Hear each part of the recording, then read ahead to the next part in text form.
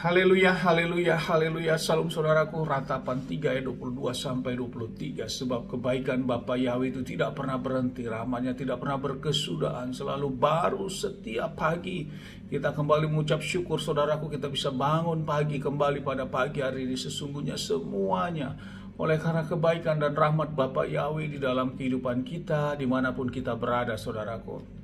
Renungan KPI Mayim Kaim pada hari Kamis tanggal 17 Juni 2021 atau pada tanggal 7 Tamus 5781 yang merupakan kelanjutan dan dalam pembacaan renungan Torah kita diambil dari kitab Bilangan atau Bamidbar 21 ayat 8 sampai 9 yang berkata demikian saudaraku.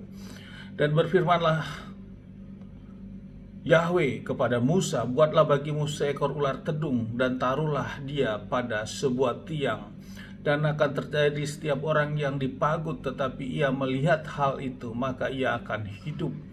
Dan Musa membuat sebuah ular tembaga dan menaruhnya pada sebuah tiang. Dan terjadilah ketika ular itu memagut seseorang, maka ia memandang ular tembaga itu, maka ia hidup. Saudaraku, perikop yang baru saja kita baca ini adalah tentang ular tembaga, saudaraku.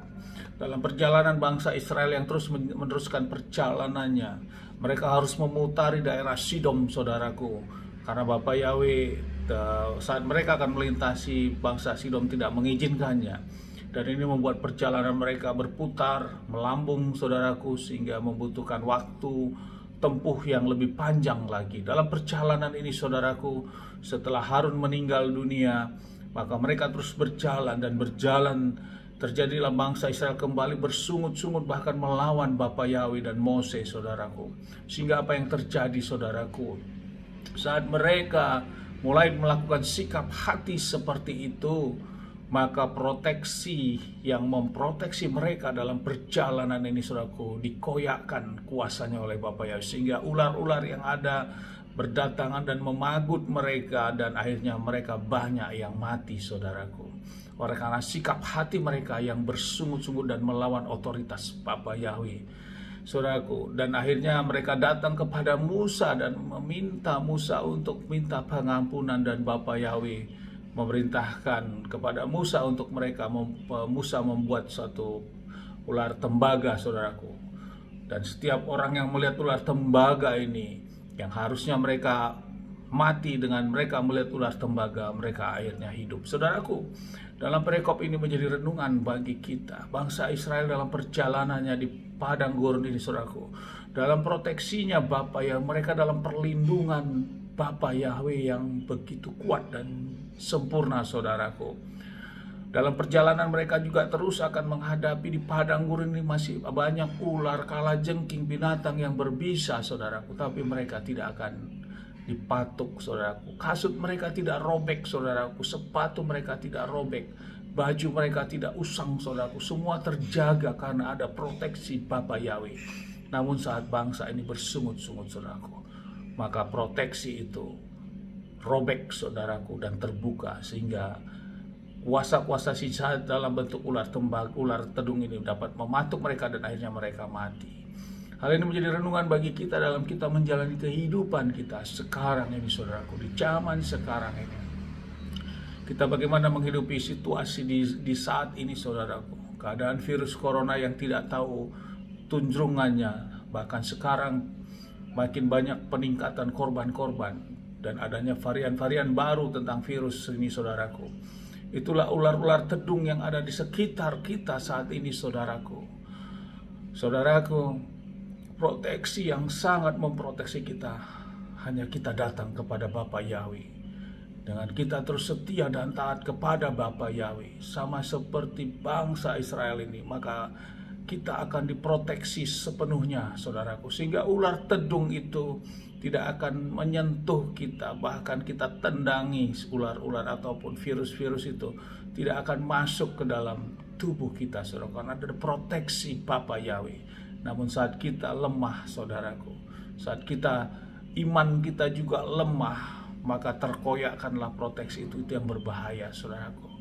Untuk itu, saudaraku, kita yang sudah mengerti dalam kebenaran ini, ayo mari kita terus sama-sama, Bapak, Ibu, adik-adik, dan saya juga untuk kita terus berjuang dengan kesungguhan hati, bahwa tantangan kita saat ini sama seperti halnya perjalanan bangsa Israel itu.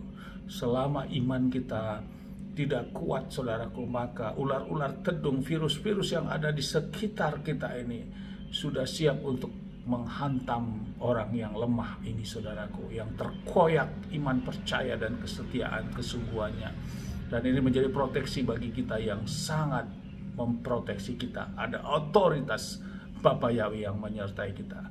Sehingga Bapa Yahweh memerintahkan ular tembaga ini. Inilah juga menggambarkan bahwa kehadiran Yeshua HaMashiach, saat Yeshua HaMashiach disalib juga, saudaraku, lewat kita iman percaya kita kepada Yeshua HaMashiach, semua kematian, kekekalan kita itu akan diangkat, saudaraku, sehingga kita tidak mati dalam kematian kekekalan, namun mati secara fisik, namun roh kita tetap hidup di dalam kehidupan kekekalan ini. Yohanes 3 ayat 14-15 berkata demikian, saudaraku. Dan sama seperti Musa meninggikan ular di padang gurun, demikianlah pula seharusnya Anak Manusia ditinggikan, supaya setiap orang yang percaya kepadanya tidak binasa, tetapi memperoleh hidup yang kekal. Inilah iman kita. Kita percaya kepada Adonai Yeshua HaMashiach. Dialah Mesias kita, dialah juru selamat kita, dialah kebangkitan dan kehidupan kita, saudaraku. Dialah air kehidupan itu, dialah mayim kaim itu yang terus mengalir di dalam hidup kita. Dan dialah yang memimpin kita dalam terang jalan hidup kita. Amin, haleluya.